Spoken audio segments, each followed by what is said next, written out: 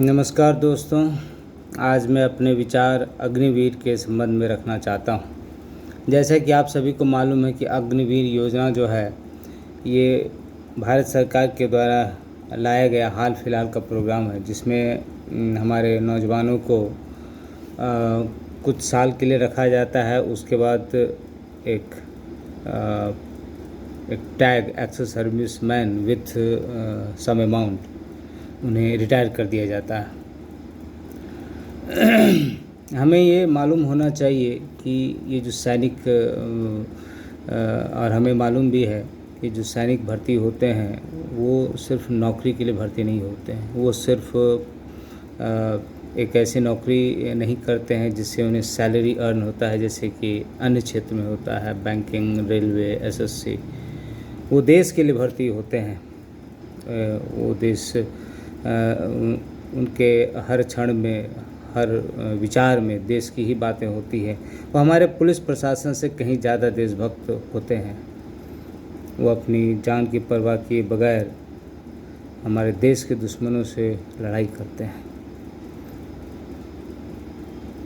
उनकी भावनाएं देश के साथ जुड़ी हुई होती हैं और हमारी भावनाएं, आम लोगों की भावनाएं उनके साथ जुड़ी हुई होती हैं। तो हमारी ये जिम्मेवारी बनती है कि उन्हें हम एक सुरक्षित भविष्य दें। वो हमें मजबूत करते हैं, तो हमारी भी ये जिम्मेदारी बनती है कि हम उनके कंधों को मजबूत करें, उनके परिवार के बलिदान को हम नहीं भूलें। इधर हाल फिलहाल में एक दो घटना आई है कि अग्निवीर में सिलेक्शन हुआ था और उनका किसी भी कारण से उनकी मृत्यु हो जाती है तो उनको शहीद का दर्जा नहीं दिया जाता। ये कितने शर्म की बात है। हमारे देश के लिए वो काम कर रहे हैं, हम उसे शहीद नहीं बोल सकते हैं। ये सरकार जो है हमारी सेना के जॉब को एज ए बिजनेस डील के रूप में देख रही है। आप मेरे पास इतना सर्विस दीजिए, हम आपको इतना रुपया देते हैं। क्या देशभक्ति की यही मूल्य है? क्या हमारी देशभक्ति एक बिजनेस है? प्रॉफिटेबल है या नहीं है? हम डिफेंस में हैं, हम प्रॉफिटेबल हैं या नहीं? ये बड़े शर्म की बात है। तब तो महात्मा गांधी अगर आ जाएं तो हम उनको कुछ 100 करोड़, 200 करोड़, 1000 करोड़ दे के कह दें, भाई आपकी देशभक्ति का अब हमने कर्ज चुका दिया, अब आप जाइए, टाटा बाय बाय। नहीं,